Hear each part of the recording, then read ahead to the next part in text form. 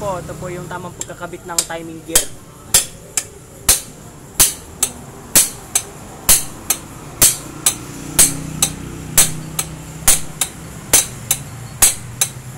Yun. Hanggang doon lang. Yun. Wala akong sagad siya. Ibang tutunog siya. Hanggang Ibang doon lang tunog. pala. Pag nakasagot. Pag naramdaman nyo na pong iba na po yung tunog, sagad na po siya nun. Wala akong sagad siya. Hindi pala. Ayan po si ating malupitang mekaniko po ng paniki.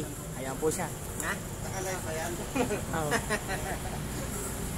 Ayan po siya. Para naman yun talaga siya.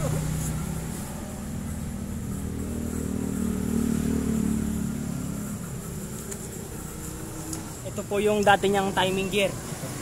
Ito po yung local na pag, yung A. Yan, yung A. Yan po yung local na pag brand. Yan. Yung original po na pag brand, dyan P ang nakakabit dyan, P.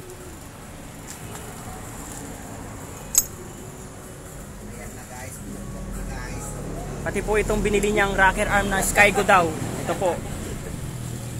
Yan po, nagasgas po siya. Nagasgas. Yan. May gasgas po siya. Pinagawa po niya nung Lunes. Ngayon po, binabalik po niya dito. Pinagawa po niya sa ibang shop. Ngayon, pinagawa po niya sa malupitang mekaniko po ng paniki.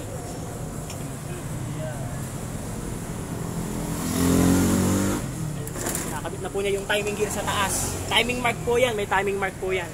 Susundan lang po yung timing mark.